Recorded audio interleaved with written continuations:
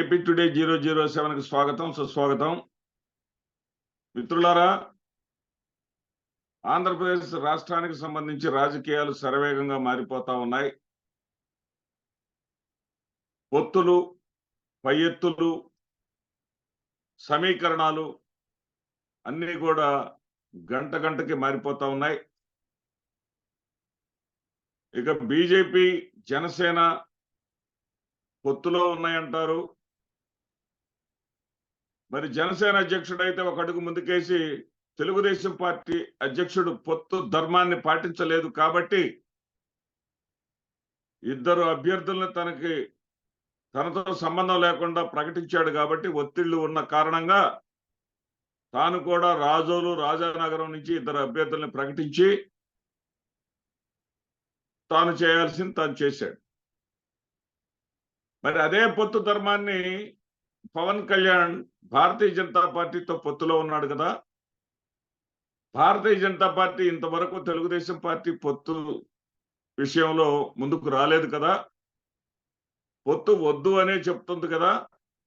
సరే, వద్దని చెప్తుందా, కావాలని అడిగేటటువంటి పవన్ కళ్యాణ్కి నచ్చ చెప్తుందా అనే విషయం మనకు అనవసరం. కానీ భారతీయ జనతా పార్టీ తెలుగుదేశం పార్టీతో పొత్తులోకి రాలేదు అన్నది నిజం. ఎందుకంటే భారతీయ జనతా పార్టీ నాయకులకు మాత్రమే, ఏదైతే భారతీయ జనతా పార్టీ అధ్యక్షురాలుగా ఉన్నటువంటి పురంధేశ్వర్ గారికి కానివ్వండి, దగ్గుబాటి పురంధేశ్వర్ గారికి కానివ్వండి, చంద్రబాబు నాయుడు చేత పౌడర్ వేసి మరి భారతీయ జనతా పార్టీలోకి పంపబడిన సీఎం రమేష్, సుజనా చౌదరి లాంటి నాయకులకు మాత్రమే తెలుగుదేశం పార్టీతో భారతీయ జనతా పార్టీ పొత్తు అవసరం, వాళ్ళు తిరిగి చట్టసభల్లో అడుగు పెట్టడానికి. కానీ క్యాడర్స్ కి, భారతీయ జనతా పార్టీలో ఉన్నటువంటి కార్యకర్తలకు అవసరం లేదు. వాళ్ళకి కావాల్సింది ఏంటంటే 175 నియోజకవర్గాల్లో ఆంధ్రప్రదేశ్ రాష్ట్రంలో భారతీయ జనతా పార్టీని బలోపేతం చేసుకోవడం. ఆ పరిస్థితి వాళ్ళకి రావటంలా. ఒకప్పుడు గణనీయమైన శాతంతో ఓట్లను, సీట్లను గెలుచుకున్నటువంటి భారతీయ జనతా పార్టీ ఎవరితో కూడా పొత్తు లేకుండా ఈ రోజున 1% తగ్గిపోయి నోటాతో పోటీ పడే స్థాయికి దిగజారింది. అది కేవలం తెలుగుదేశం పార్టీ తోక పార్టీగా మారినందువల్లనే. కాబట్టి ఈ రోజున భారతీయ జనతా పార్టీ పరిస్థితి కానీ చూసుకుంటే, భారతీయ జనతా పార్టీ రామ మందిరంలో బాలరామునికి ప్రాణప్రతిష్ఠ జరిగిన తర్వాత భారతదేశంలో బలాన్ని పుంజుకున్నది అనేటటువంటి అభిప్రాయంలో ఉన్నారు. ఎందుకంటే అయోధ్యలో బాలరాముడిని ప్రతిష్ఠించనున్నారనేటటువంటి వార్త కారణంగానే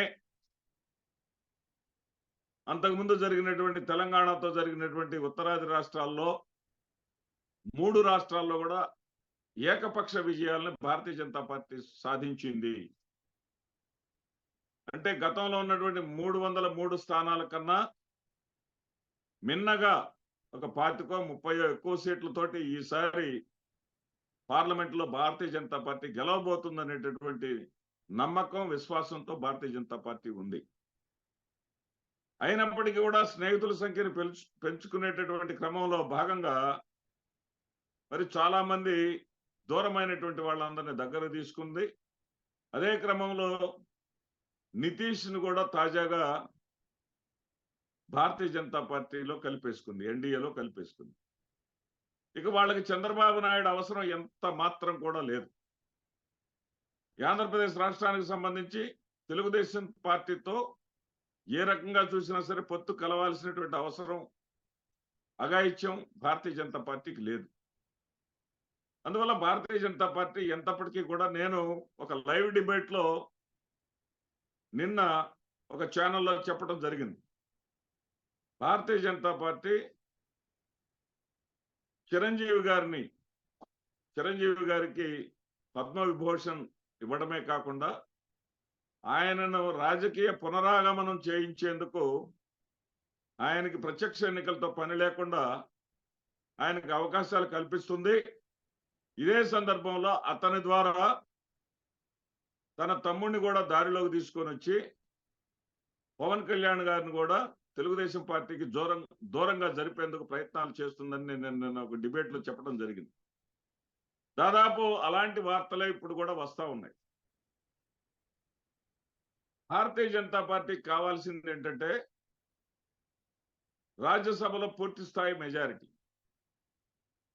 రాజ్యసభలో త్వరలో 0 కాబోతుంది తెలుగుదేశం పార్టీ. తెలుగుదేశం పార్టీ పుట్టిన తర్వాత ఇన్నేళ్ల రాజకీయ చరిత్రలో ఇది ఎప్పుడు కూడా జరగనటువంటిది. రాజ్యసభలో 0 కావటం, కనకమేడల రాజీనామాతో కనకమేడల పదవీ కాలం పూర్తి అవడంతో ఇక ఆ పార్టీకి ప్రాతినిధ్యం లేకుండా పోతుంది. అయితే తెలుగుదేశం పార్టీ ఏదో రకంగా ప్రాతినిధ్యం పొందాలని, ఏదైతే వైఎస్ఆర్సీపీకి టికెట్లు ఇవ్వనటువంటి వాళ్ళందరూ కూడా 50 మందికి పైగా తమతో టచ్ లో ఉన్నారని, మరి 44 ఓట్లు వస్తే చాలని, మాకు ఇప్పటికే 18 ఓట్లు ఉన్నాయని, మాకు కొనడం అలవాటే కాబట్టి ఒక 26 మందిని కొనగలమని, వాళ్ళ చేత ఓట్లు వేయించుకోగలమని ఒక క్యాండిడేట్ ని పెట్టేసి మరి ప్రాతినిధ్యం 0 కాకుండా చేసుకోగలమనేటటువంటి ఒక నక్క చిత్తుల ప్లాన్ తోటి తెలుగుదేశం పార్టీ ఉంది. అయితే అది అంత సాధ్యమయ్యేటటువంటి పని మాత్రం కాదు. ఎందుకంటే గతంలో 7 ఎమ్మెల్సీ ఎన్నికల్లో 6 వైసీపీ గెలిస్తే ఒక స్థానాన్ని మరి ఒక 4 వైసీపీ అసమ్మతివాదుల చేత ఓట్లు వేయించుకొని గట్టెక్కగలిగారు. కానీ ఈ రోజున ఒక 30 మందికి పైగా వైసీపీ వాళ్ళని తీసుకొచ్చి ఓట్లు వేయించుకోవటం అనేది ఆషామాషి విషయం కాదు. అది సాధ్యమయ్యేటటువంటి అంశం కూడా కాదు. కానీ డబ్బు కోసమే అమ్ముడుపోతే ఏదైనా సాధ్యం కావచ్చు. చంద్రబాబు నాయుడు దగ్గర లక్షల కోట్లు అవినీతితో సంపాదించినటువంటి డబ్బు ఉన్నది, మూలుగుతా ఉంది. ఆ డబ్బుతో ఆయన అద్భుతాలు చేస్తే చేయొచ్చేమో, అది కాలం చెప్తుంది. ఇక భారతీయ జనతా పార్టీకి సంబంధించి వస్తే, భారతీయ జనతా పార్టీ 10 ఏళ్ల క్రితం అధికారంలోకి వచ్చిన తర్వాత భారతీయ జనతా పార్టీకి రాజ్యసభలో ఉన్నటువంటి సభ్యు సంఖ్యాబలం 45 మాత్రమే. అదే సందర్భంలో కాంగ్రెస్ పార్టీకి 69 సంఖ్యాబలం ఉంది. ఆ 69 సంఖ్యాబలం ఉన్నటువంటి కాంగ్రెస్ పార్టీ కాలక్రమేణా 30కి దిగజారిపోయింది. మరి అదేవిధంగా దేశవ్యాప్తంగా ఖాళీ అవుతున్నటువంటి 56 స్థానాల్లో కూడా ఎన్నికలు జరుగుతున్నటువంటి స్థానాలలో, ఏది కాంగ్రెస్ ఆధిపత్యం వహించేటటువంటి స్థానాల్లో కొత్తగా ఒక 6 స్థానాలను కోల్పోతా ఉంది. తెలంగాణ లాంటి చోట 2 స్థానాలను అదనంగా తెచ్చుకుంటా ఉంది. ఏదేమైనా వాళ్ళు 4 స్థానాలను నష్టపోతా ఉన్నారు. మరోవైపు భారతీయ జనతా పార్టీ తన సంఖ్యను పెంచుకుంటా ఉంది. ఈ రోజున భారతీయ జనతా పార్టీ, కేవలం భారతీయ జనతా పార్టీ తరపునే 93 రాజ్యసభ సభ్యులు ఉన్నారు. మొత్తం 114 మంది ఎన్డీఏ సభ్యులుంటే వాళ్ళలో 93 మంది భారతీయ జనతా పార్టీ తరఫునే ఉండటం జరిగింది. ఇది వాస్తవం. ఈ పరిస్థితుల్లో వైఎస్ఆర్సీపీ గెలుచుకోబోయేటటువంటి 3 రాజ్యసభ స్థానాలు కూడా 2 పక్క తెలుగుదేశం పార్టీ ధన ప్రభావానికి వైఎస్ఆర్సీపీ ఎమ్మెల్యేలు కానీ ఎటు మనకి సీట్లు రావట్లేదు, మరి ఎన్నికల్లో పోటీ చేసే అవకాశం కూడా లేదు. చంద్రబాబు నాయుడు ఇచ్చేటటువంటి డబ్బులు మనకు చేదు కాదు కదా అని కానీ ఆశపడితే ఒకవేళ ఒక స్థానం తెలుగుదేశం పార్టీకి వస్తే రావచ్చు. కానీ 99.99% తెలుగుదేశం పార్టీకి దాదాపు అవసరమైనటువంటి 30 ఓట్లు, 25 నుంచి 30 మధ్య ఓట్లు అవసరం అవుతాయి. అన్ని ఓట్లు, అంతమంది ఎమ్మెల్యేలు వైసీపీని కాదని తెలుగుదేశానికి మద్దతు ఇచ్చేటటువంటి పరిస్థితి కానరావట్లేదు. అందుకే ఇక వీళ్ళిద్దరు ఇక్కడ ఫిక్స్ అయిపోయారు. ఎవరు? జనసేనాని, అదేవిధంగా తెలుగుదేశం అధినేత. ఇక నాంచినంత కాలం నాంచాం, ఇక నాంచి ఉపయోగం లేదు. మరి మన ఇద్దరు పొత్తుతో ముందుకు వెళ్లాల్సిందే. కాలం గడిచే కొద్దీ భారతీయ జనతా పార్టీ మన వైపు రాకపోగా మన ఇద్దరి మధ్య చిచ్చు పెట్టాలని చూస్తుంది. మన ఇద్దరు పొత్తును విడదీయాలనే ప్రయత్నాలే చేస్తుంది. అందుకే చిరంజీవి గారికి కూడా ఏ ఉత్తరప్రదేశ్ నుంచో లేదా మరో చోట నుంచో రాజ్యసభకు తీసుకొని మన యొక్క పొత్తుని భగ్నం చేయాలని ప్రయత్నం చేస్తా ఉంది. ఇక ఆలస్యం చేసి ఉపయోగం లేదు అనేటటువంటి కారణంతో పవన్ కళ్యాణ్ గారు ఈ రోజున ఢిల్లీకి వెళ్లాల్సింది కూడా వాయిదా వేసుకున్నాడు. ఈ పొత్తు సంగతి తేల్చేసుకున్నామని 114 సీట్లలో తెలుగుదేశం పార్టీ, 61 సీట్లలో జనసేన పార్టీ పోటీ చేసే విధంగా వాళ్ళు ఒక ఆలోచనలోకి వచ్చినట్టుగా తెలుస్తా ఉంది. మరి ఇదే గాని నిజమైతే తెలుగుదేశం పార్టీ, జనసేన పార్టీలు ఒకరి అవసరాలు ఒకరికి ఉన్నట్టుగా తేటతెల్లం అవుతున్నాయి. 2 చోట్ల పోటీ చేసి కనీసం శాసనసభలోకి అడుగుపెట్టలేనటువంటి దయనీయమైనటువంటి పరిస్థితి పవన్ కళ్యాణ్. అదేవిధంగా పవన్ కళ్యాణ్కి ఒక్కొక్క నియోజకవర్గంలో ఉండేటటువంటి 5,000, 10 నుంచి 15,000 ఓట్లు, కొన్ని నియోజకవర్గాల్లో ఉన్నటువంటి ఓట్లు తెలుగుదేశం పార్టీకి గెలుపుకు అవసరమైనటువంటి పరిస్థితి. అందుకని వాళ్ళ అవసరం వీళ్ళకుంది, వీళ్ళ అవసరం వాళ్ళకుంది. జగన్మోహన్ రెడ్డి గారు ఇటు ఒంటరిగానే వెళ్ళిపోతారు. జగన్మోహన్ రెడ్డి గారు ఒంటరిగా వెళ్ళినప్పటికీ కూడా భారతీయ జనతా పార్టీ జగన్మోహన్ రెడ్డి గారితో ఉండకూడదు, ఉంటే బాగుంటుంది అనేది వీళ్ళిద్దరి అభిప్రాయం. అంతేగాని భారతీయ జనతా పార్టీ మీద ప్రేమతోనో, మోడీ గారి మీద అభిమానంతోనో, అమిత్ షా పట్ల అపారమైన గౌరవంతోనో వీళ్ళు భారతీయ జనతా పార్టీ పొత్తు కోరుకోవట్ల.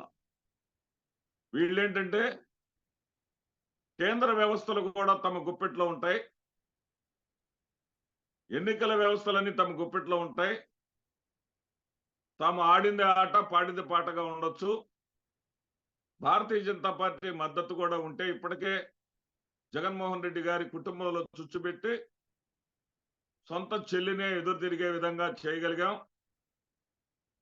సొంత చెల్లెళ్ళ ఇద్దరిని కూడా అస్త్రాలుగా మార్చుకొని, ఎందుకంటే కొండలాంటి మనల్ని ఢీకొన్నటువంటి జగన్మోహన్ రెడ్డిని వాళ్ళ ఇంట్లో వాళ్ళ చెల్లెళ్ళనే బయటకు తీసుకొచ్చేసి వాళ్ళనే అస్త్రాలుగా ఆయన మీద వదలగలిగాం.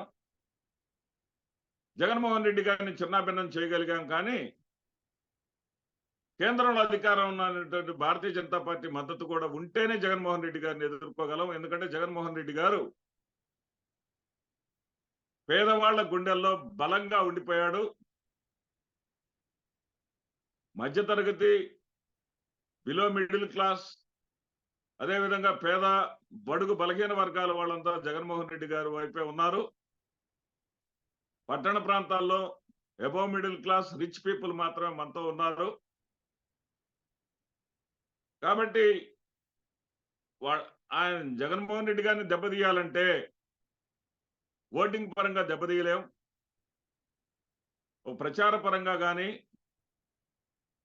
ఒక విష ప్రచారాన్ని ప్రజల్లోకి నెట్టేసి అదిగదిగో జగన్మోహన్ రెడ్డి గారి వెంట ఎవరూ లేరు, ఆఖరికి కేంద్ర ప్రభుత్వం కూడా ఇప్పటిదాకా ఆంధ్రప్రదేశ్ ప్రభుత్వంలో జగన్మోహన్ రెడ్డి గారు చెప్పిందల్లా చేస్తా ఉంది, అలాంటి భారతీయ జనతా పార్టీ కూడా మాతోనే నడుస్తుందని చెప్పుకోవటానికి మాత్రమే వీళ్ళు ప్రయత్నం చేస్తా ఉన్నారు. ఆ విషయాన్ని గ్రహించినటువంటి భారతీయ జనతా పార్టీ వాళ్ళు తెలుగుదేశం పార్టీ అవసరం వాళ్ళకి లేదు కాబట్టి గత చరిత్రలో చంద్రబాబు నాయుడు భారతీయ జనతా పార్టీని ఏ విధంగా తోలనాడింది వాళ్ళ దృష్టిలో ఒక అభిప్రాయంతో వాళ్ళు ఉన్నారు కాబట్టి మరి జగన్మోహన్ రెడ్డి గెలిచినా వాళ్ళకు వచ్చేటటువంటి నష్టమేమీ లేదు కాబట్టి తెలుగుదేశం పార్టీని దూరంగా ఉంచడానికే భారతీయ జనతా పార్టీ నిర్ణయం తీసుకున్నట్లుగా మనకు అందుతున్నటువంటి తాజా సమాచారం. నమస్తే.